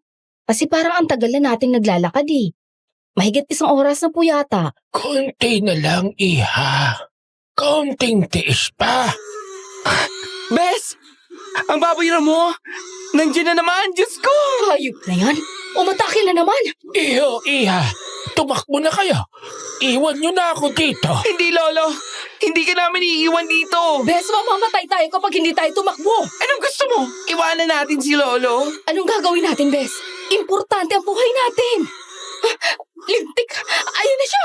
George! Wag! Mabilis ang lahat ng nangyari. Sa isang iglap lang, sinugod nito si George at tinamaan siya sa tagiliran. Tumilapon siya at napahandusay sa lupa, nanginginig at namimilipit sa sakit. Ang sakit! Bes! Nagdurugo ang tagiliran mo, Bes! Oh, Diyos ko! Ang binti ko! Bes! Tama na! Ako saktan mo, hayop ka! Sumugod ako sa baboy ramo para saklolohan si George. Pero nagulat ako nang bigla itong tumigil at umatras. Kasabay nun ay ang pamilyar na boses na sumigaw mula sa unahan. Hindi ako pwedeng magkamali. Si Randon yon. Pero hindi ko na siya pinansin pa dahil nataranta na ako. Agad akong lumapit kay George. Nanginginig ang mga kamay ko habang pilit kong pinipigilan ang pagdurugo ng binti niya.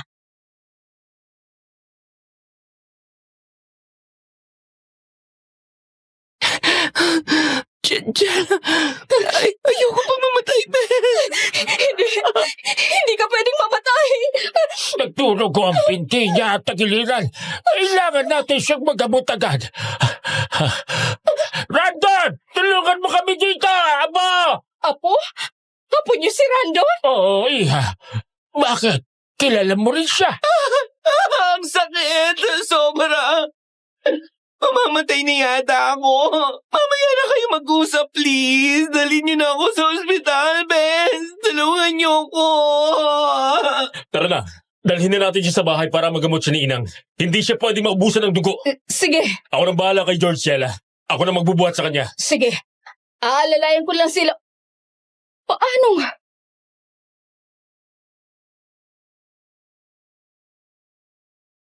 Nagulat ako nang makita si Lolo Diablo na binubuhat ang 2 basket ng walang kahirap-hirap. Hindi ko siya nakitaan ng kahinaan gaya kanina na hinihingal pa siya. Nagtaka ko ng sobra pero naputol naman ang iniisip ko nang marinig ko ang tawag ni George sa akin.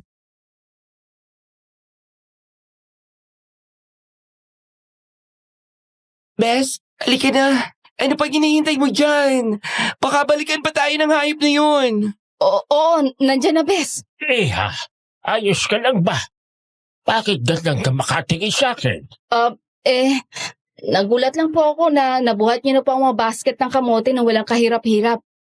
Mukhang bumabalik na po ang lakas niyo. Ay, oo nga, Iha. Nakapagpahinga kasi ako ng maayos kanina. Diba, nakatulog ako ng ilang minuto. Oo nga po eh. Buti naman po kung ganun.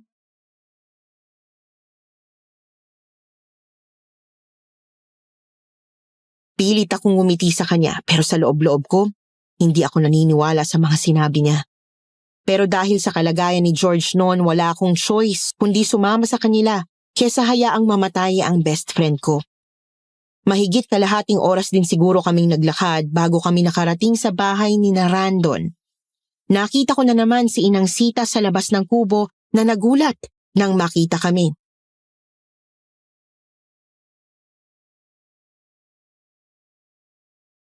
Sus Mariosep, anong nangyari sa kaibigan mo, Iha? Inatake na naman po kami ng baboy ramo kanina, Inang.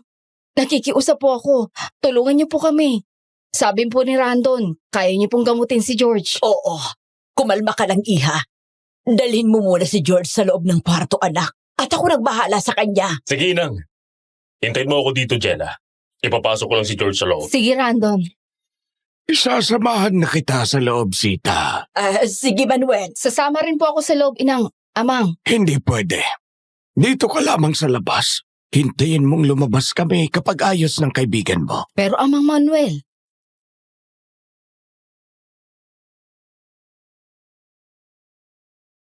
Hindi ko alam kung bakit nila ako pinigilang pumasok sa loob. Ang bilis ng tibok ng puso ko habang iniisip si George na nasa loob ng kwarto. Pakiramdam ko, may mali. Hindi ko maiwasang kabahan, lalo na't dayo pa rin kami sa lugar na ito.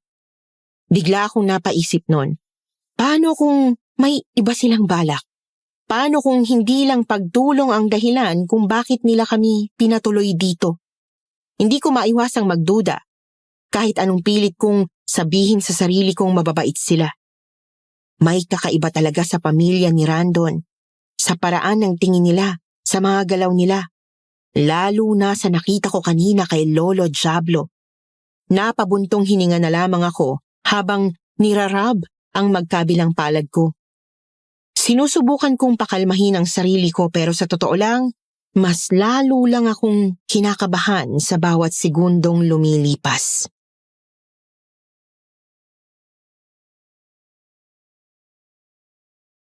Jella, dito ka muna. Sila nang bahala.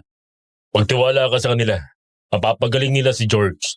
Maya-maya lang, magiging ayos na rin siya. Sana nga, Randon. Hindi ko kayang mawala ang best friend ko. Hindi siya pwedeng mawala sa akin. Tulad ng sinabi ko, magiging maayos din si George, Jella. Huwag kang mag-alala sa kanya. Salamat, Randon. Siya nga pala. Apo ka pala ni Lolo Diablo? Oo, apo niya ako, Jella. Hindi ko nga inaasahan na magkasama pala kayo kanina. Nakita kasi namin siya kanina nung pababa na sana kami ni George sa bukid. Hinihingal at sumisikip ang dibdib niya habang dala-dala ang 2 basket na puno ng kamote. Naawa kami kaya nagdesisyon kaming ihatid siya pabalik sa bukid. Pero bakit niyo siya hinayaang umalis mag-isa? Pasensya na, Jella. Hindi naman talaga namin alam na umalis siya kahapon eh. May pagkamatigas talagang ulo ni Lolo. Ayaw niyang pinagbabawalan siya at ayaw niya ring sinasamahan pa namin siya. Nakasanayan na kasi namin na umaalis siya mag-isa para bumaba sa baryo. Hindi ko alam ang nangyari sa kanya kanina kasi kung alam ko lang, ako na sanang nagsundo sa kanya. Hindi na sana kayo inatake ng baboy ramong yon. Okay lang. Nangyari na ang nangyari. Ang gusto ko na lang ngayon ay gumaling na si George para makauwi na kami. Hinihintay na kami ng pamilya namin. Sigurado ako nag-aalala na sila sa amin. Makakauwi din kayo, Jella. Pero sa ngayon, dito muna kayo magpalipas ng gabi. Sige. Wala din naman kaming ibang mapupuntahan pa.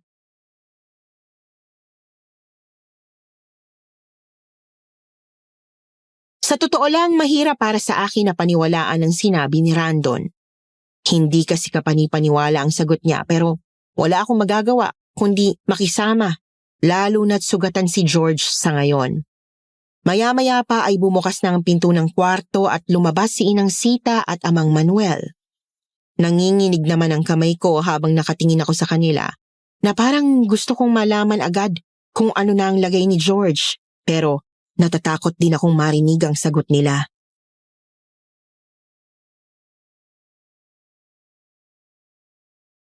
Kumusta po si George, Inang? Iha, ayos ng kaibigan mo. Tumigil lang pagdurugo ng mga sugat niya kaya wala ka nang dapat ipag-alala pa. Ano pong ibig niyong sabihin? Ligtas na siya? Oo, Iha.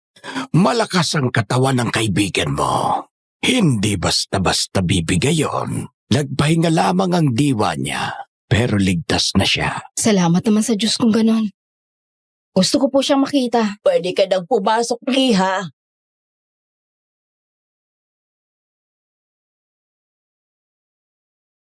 Agad akong pumasok sa kwarto kung nasaan si George. Nakahiga pa rin siya sa kama, maputla, pero halatang mas maayos na kesa kanina. Balot na ng puting tela ang mga sugat niya. Lumapit ako. Marahan akong napaupo sa tabi niya at hinaplos ang braso niya ng dahan-dahan. Hindi ko mapigilan ang pagpatak ng aking mga luha habang pinagmamasdan ng kanyang mukha. Kanina lang akala ko mawawala na siya. Ngayon, kahit tulog pa rin siya, panatag na ako dahil ramdam kong ligtas na siya.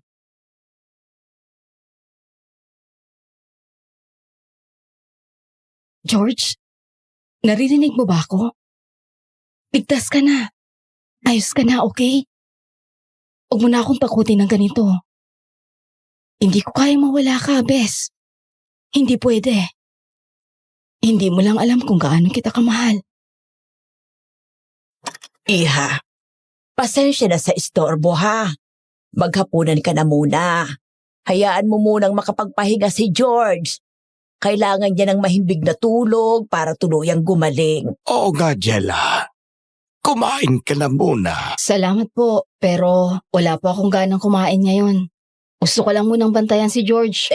Intindihan ko, anak. Dadalhan na lamang kita ng sinabawang gulay mamaya ha.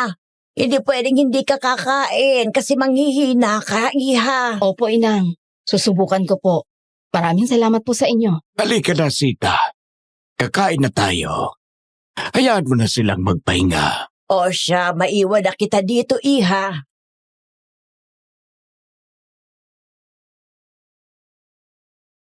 Pagkaalis ni Inang Sita, pinagmasdan ko ulit si George habang mahimbing siyang natutulog. Hanggang sa hindi ko na malayang nakatulog na rin ako sa tabi niya. Nakaupo lang sa gilid ng kama habang nakasandal ang ulo sa higaan. Nagising na lang ako nang marinig ko ang tatlong mahihinang katok. Napabangon ako agad, medyo hilo pa, at napalingon sa pinto. Dahan-dahang bumukas yon at sumilip si Inang Sita. Pagkatingin ko sa kanya, saglit kaming nagtama ng paningin. Pero halatang iniiwasan niyang tumingin ng diretsyo sa akin. May dala siyang isang mangkok ng mainit na sinabawang gulay. May usok pa ito habang marahan niyang inilapag sa maliit na lamesa sa tabi ng kama.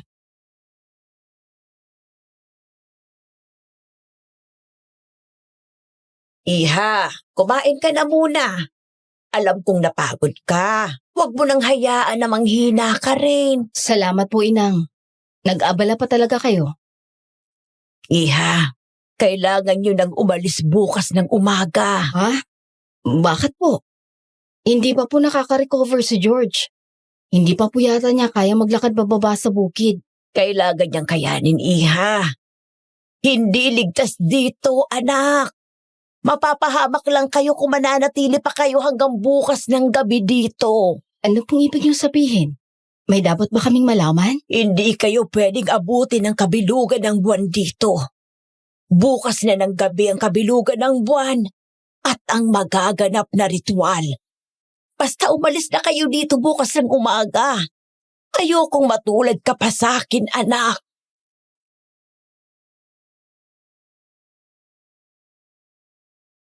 Bago pa ako makasagot, biglang bumukas ang pinto at pumasok si Amang Manuel. Nakasuot ng lumang barong at may dala pang lampara.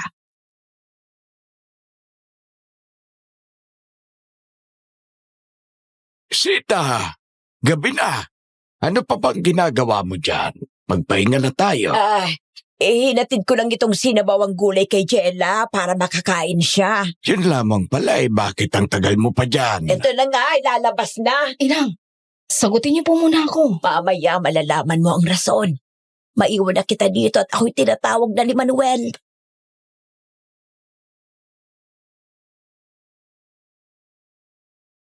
Napalunoklaway ako sa sinabi ni Inang Sita at nakaramdam ako ng sobrang kaba.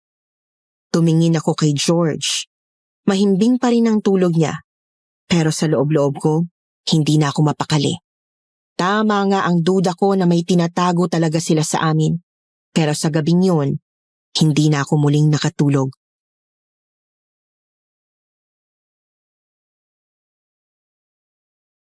George, ano bang pinasok nating lugar? Please, gumising ka na. Kailangan na nating umalis dito. George, Bes, salamat naman at gising ka na. buhay pa ako, Bes. Oo naman. Ginamot ka ni Inang Sita kanina. Akala ko talaga mauubusan ka ng dugo kanina. Akala ko mawawala ka na sa akin, bestie. Huwag ka nang umiyak dyan. Buhay pa naman ako at hindi masyadong masakit ang sugat ko. Dapat lang, bes. Hindi ka pwede mamatay, no?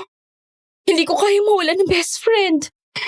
Kasalanan ko to Kung hindi lang sana kita pinilit na lumayo sa ibaba ng bukid, sana hindi tayo napunta sa sitwasyong ito.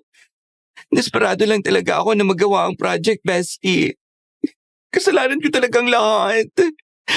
Bes, sorry talaga. Sorry, Bes. Ano ka ba? Wala kang kasalanan. Ikaw na nga itong muntik mamatay. Sinisisi mo pa rin ang sarili mo. Wala din naman tayong choice nun kasi kailangan natin magawa ang project. Tsaka, di ba, makakababa naman talaga tayo na ligtas kanina kung hindi natin nakita si Lolo Diablo. Nagmagandang loob lang tayo na tulungan siya pero... Bes, sa tingin ko naloko tayo. Anong ibig mong sabihin, Bes? Si Lolo Diablo. Malaki ang duda ko na nagpapanggap lang siya kanina kasi nakita ko siyang walang kahirap-hirap na binuhat ang mga basket, Bes. Hindi ko siya nakitaan ng panghihina o hinihingal man lang hanggang sa makarating tayo dito. Di ba yun nakakaduda? Oo nga, Bes. Nakita ko din yun kanina. Kaya nga nagtataka ako nun Pero hindi ko na yun iniisip pa. Kasi nga sobrang sakit na ng sugat ko kanina. At eto pa, bakit ako lang yung inatake ng baboy ramo? Bakit kayo hindi? Yun din ang naisip ko kanina, Bes. At ngayon, sabi ni Inang Sita, kailangan na daw natin umalis dito bukas ng umaga dahil hindi daw tayo ligtas dito. Hindi daw tayo pwedeng abuti ng bukas ng gabi dito kasi baka daw mapahamak tayo. Ano? Bakit naman niya sasabihin yun? Hindi na kayo dapat magtagal pa sa lugar na ito. Aswang! Aswang!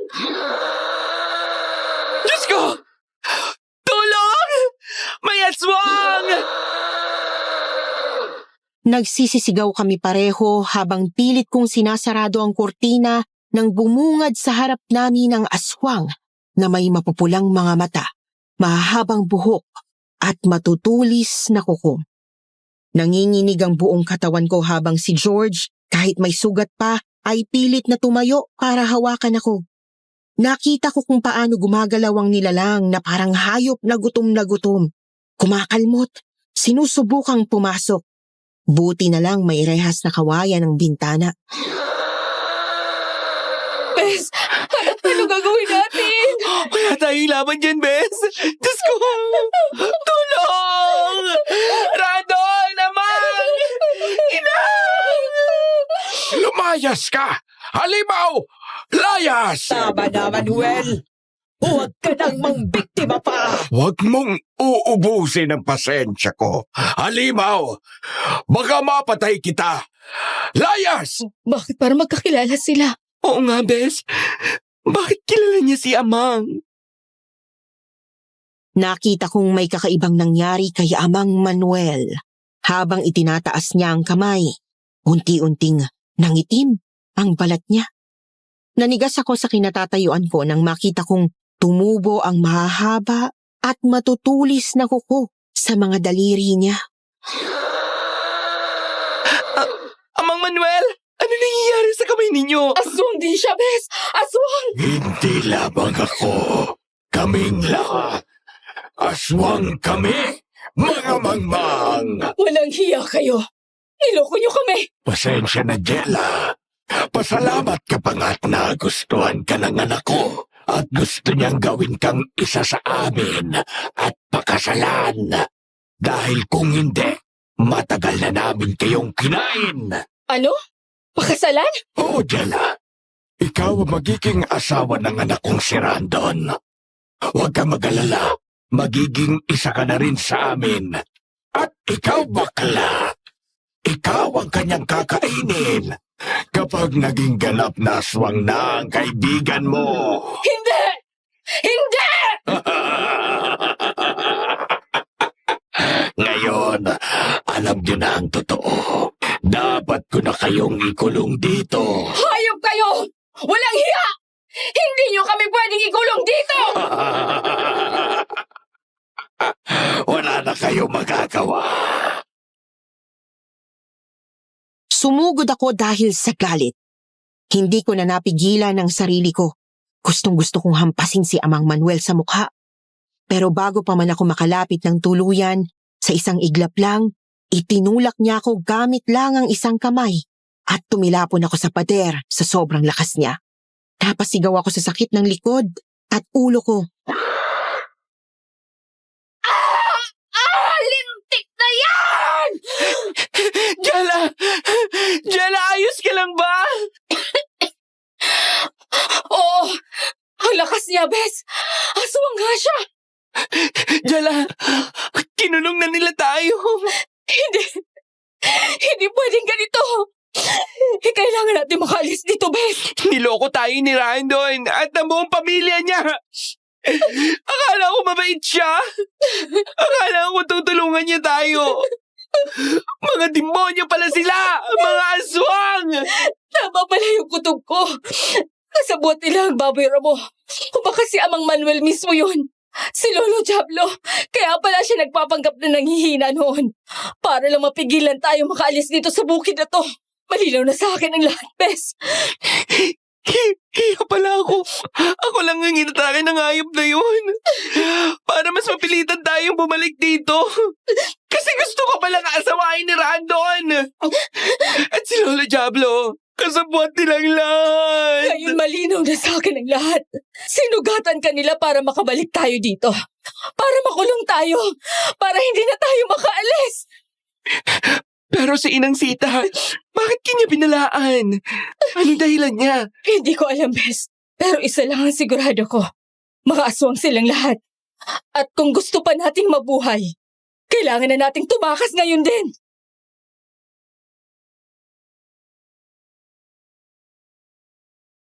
Napatigil kami pareho nang marinig namin ang mga boses ni Amang Manuel at Inang Sita sa labas ng kwarto. Dahan-dahan akong lumapit sa pinto. Idinikit ko ang tenga ko sa kahoy at ganoon din ang ginawa ni George.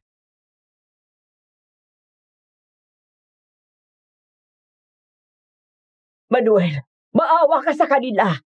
Mga bata pa yan. May mga pangarap pa sa buhay. Huwag mong sirain ang kinabukasan nila. Huwag mo kong pakialaman sa gagawin ko, Sita. Ginagawa ko lang ito para sa anak natin. Alam mong gusto ni Randon si Jella.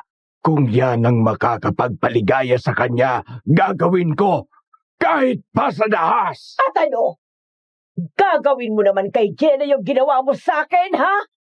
Pipikutin nyo na naman siya para maikasal kay Randon at maging isang aswang. Hindi kita pinikot, Sita. Pinilit mo ko, Manuel. Pinikot mo ko. Pinili kong pakasalan ka kaysa patayin mo ang pamilya ko.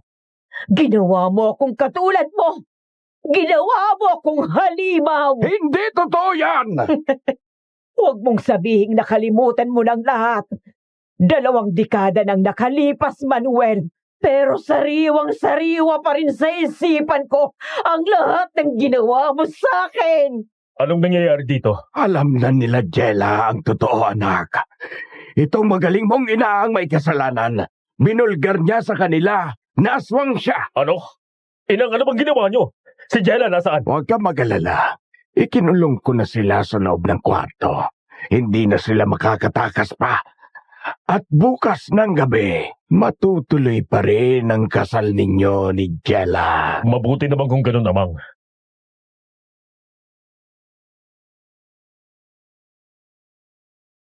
Pagkatapos ng kanilang pagtatalo, ay doon ko nakumpirma ang buong katotohanan at nabigyan ng sagot ang tanong ko kay Inang Sita kanina.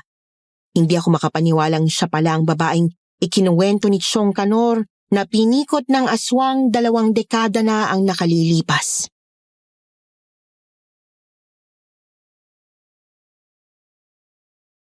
Si Inang Sita, siya ang tinutukoy ni Chong Kanor. Yung babaeng tinangay ng aswang, 2 dekada na nakalipas at pinikot? Oo, pero ang sabi niya, nagpakasal siya kay Amang Manuel para mabuhay ang pamilya niya. Pero di ba natagpuan ng mga patay na katawan ng pamilyang yun? Isa lang ang ibig sabihin nito. Hindi alam ni Inang Sita na patay na ang pamilya niya. Naloko din siya ni Amang Manuel. Tama ka dyan, George. Napakawalang hiya talaga ng aswang na yun, pati na ang anak niya. Anong gagawin natin ngayon, Bes? Hindi ko pa alam, Bes. Matibay ang rehas ng bintana, kaya hindi tayo makakalusot. Bes, patawarin mo sana ako sa lahat. Patawarin mo ako kung nagtiwala ako kay Randon. Ang tanga-tanga ko. Pwede ba? Huwag mong sisihin ang sarili mo. Di ba sabi ko naman sa'yo kanina na wala kang kasalanan? Pareho lang tayo naloko ng lalaking yun.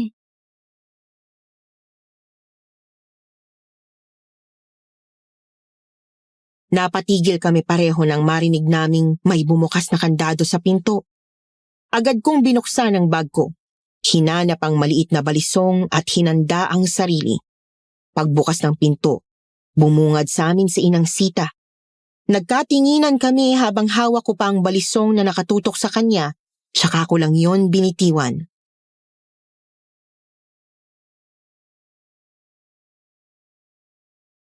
Inang, tulungan niyo po kami makatakas dito. Alam ko pong hindi kayo masama katulad nila. Narinig ko po ang lahat. Umalis na kayo habang nasa taniman pa sila, Manuel, para maghanap ng pagkain. Halina kayo't ituturo ko ang ibang daan palabas dito. Salamat po, Inang. Dali, bilisan ninyo.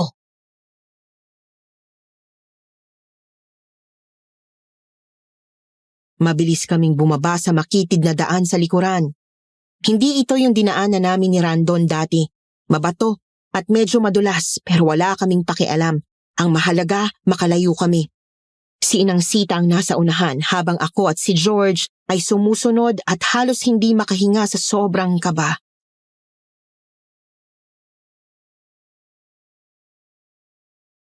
Dahan-dahan lang mga anak.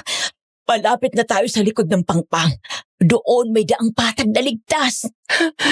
Inang, bakit hindi na lang kayo sumama sa amin? Mas delikado kayo kung mananatili kayo rito. Hindi pwede. Kilala ko si Manuel. Kapag umalis ako, mahahanap niya ako kahit saan. Madadamay pang pamilya ko. Inang, wala na po ang pamilya ninyo. Pinatay po sila ng aswang na yon. Anong sinabi mo? Ang pamilya ninyo, Inang. Pamilya Del Fierro po ba?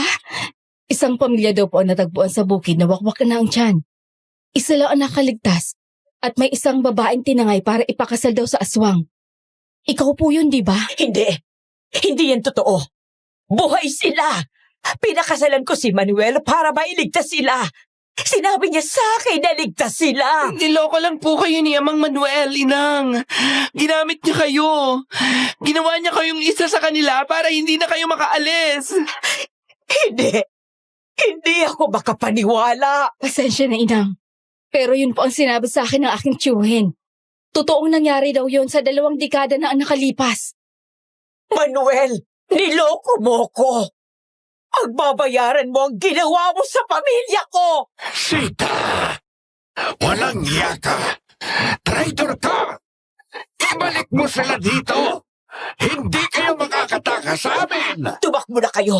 Ako nang bahala dito. Ngayon na alam ko ng totoo. Hindi na ako natatakot pang mamatay at hindi na ako natatakot pang pumatay. Inang, tumakbo na kayo! Mabilis kaming tumakbo ni George pababa sa madilim na daan. Halos hindi na namin marinig ang sarili naming hinga sa lakas ng kabog ng dibdib. Sa likuran, unti-unting sumabay ang mga sigaw, malalakas, basag at puno ng galit, kasabay ng nakakakilabot na ungol ng mga nilalang na parang mga hayop na nagkakasakitan. Lumingon ako sa likuran at doon ko nakita si Randon, tumatakbo papalapit. Namumula ang mga mata at bigla na lang naging baboy ramo.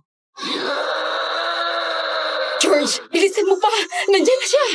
Hindi ko na kaya, Jella. Yung binti ko at tagiliran ko ang sakit. Buhay pa rin ang mga sugat. Takbo, George! Huwag kang titigil! Konting tiis pa, hindi tayo pwedeng mamatay! Nakita kong napapapitlag siya, halos matumba sa bawat hakbang. Nakapitan ko siya sa braso at pilit kong hinila kahit nanginginig na rin ang tuhod ko. Nagulantang naman kami nang marinig ang sunod-sunod na putok ng baril. Doon ko narinig ang pamilyar na boses ni Chong Kanor.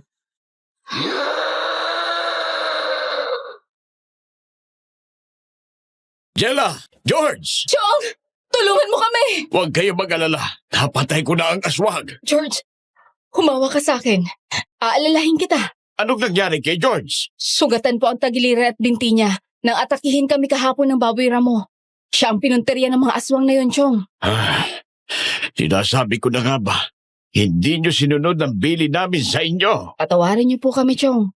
Nagawa lang po namin yon para sa project namin. Wala na tayong magagawa. Nangyari na ang nangyari. Halina kayo. Umalis na tayo dito.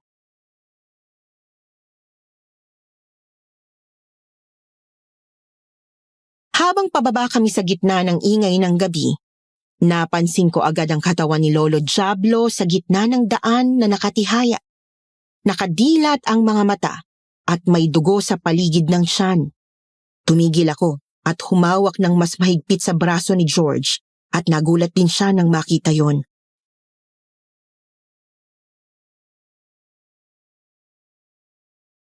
Chong, si Lolo Diablo ito.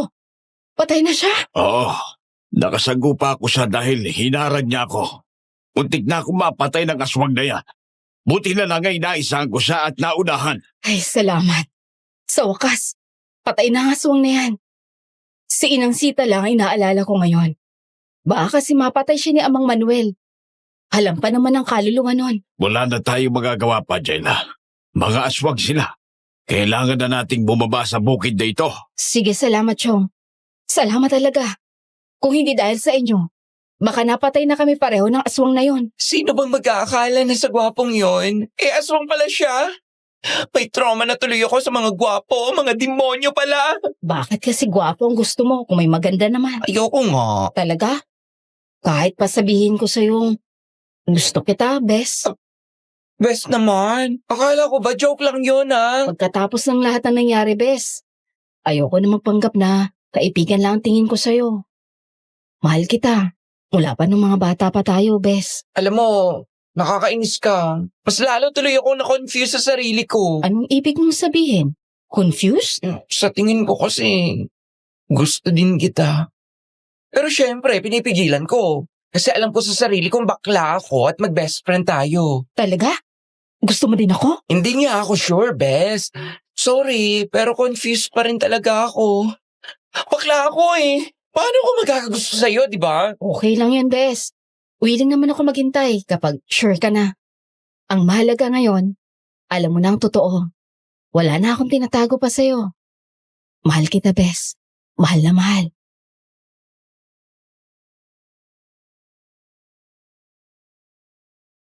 Napangiti naman si George sa sinabi ko at kinilig talaga ako noon. Hindi ko na nga naisip noon na muntik na kaming mamatay kanina. Mas nangingibabaw yung saya nang marinig ko ang sinabi niya. Inabot din kami ng umaga bago kami nakarating sa baryo at sinalubong naman kami ng aking tiyahin ng isang mahigpit na yakap at iyak. Humingi naman kami ng tawad sa ginawa naming pagsuway sa bili niya. Naging desperado lang naman talaga kami noon na gawin ang project. Ilang araw din kaming nanatili sa bahay ng aking tiyahin hanggang sa tuluyan nang makarecover si George sa mga natamo niyang sugat at nagpasya na kaming bumalik sa Maynila. Nakuha naman namin ang mataas na grade sa project at natupad ang pangarap naming dalawa na maging magna cum laude at summa cum laude nang makagraduate kami. Sa ngayon, kasal na po kami ni George, Miss Anne, at may isang anak na. May pagkamalambot pa rin siya, pero walang-wala ang ibang lalaki kung ikukumpara sa kanya. Napakaresponsable at mapagmahal na ama at asawa, kaya hindi talaga ako nagkamaling mahalin siya. Ang baklang best friend ko noon ay asawa ko na ngayon. Kasalukuyan kaming nagpapatakbo ng aming negosyo na bigasan at poultry, habang ang aming anak naman ay kakagraduate lang din ng elementary. Muli, ako po si Jella at dito nagtatapos ang aking kwento.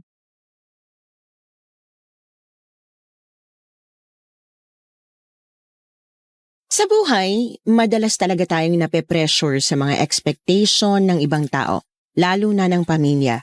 Kaya hindi ko rin masisisi sina Jella at George sa paglabag nila sa bilin ng tiyahin at tiyuhin ni Jella. Si George, gusto lang naman niyang patunayan ang sarili niya. Alam mo yung pakiramdam na kailangan mong doblehin ang effort mo? Lalo na kung bahagi ka ng LGBT community. Ang dami mong kailangang patunayan para lang matanggap ng lipunan, lalo na ng sarili mong pamilya. Si Jella naman, mahigpit niyang pinanghawakan ng pagiging top 1 student niya. Kaya kahit may pag-aalinlangan siya noon, nanaig pa rin ang kagustuhan niyang matapos ang project kahit may pag-aalinlangan na siya nung una. Sa ating mga mahal na listeners, gusto ko lang sabihin na mas mahalaga pa rin ang buhay natin kaysa sa mga bagay na pansamantala lang dito sa mundo. Oo, natapos nga nila ang project. Pero paano kung hindi na sila nakabalik ng buhay? Mapapalitan ba ng project na yon ang buhay na nawala? Magiging proud pa kaya ang tatay ni George kung wala na siya? At kung wala na sila, ano pang silbi ng pagiging honor student nila? Huwag nating hayaang lamunin tayo ng pressure or ng expectations ng iba. Dahil sa huli, ikaw pa rin ang may hawak ng sarili mong buhay. Salamat, Jella, sa pagbabahagi ng kwento mo. Sa inyong lahat dyan na mga nakikinig, abangan ninyo kami sa susunod na kwento. Muli, ako po ang inyong lingkod, si Miss Anne. At hanggang sa muli, ingat po kayo.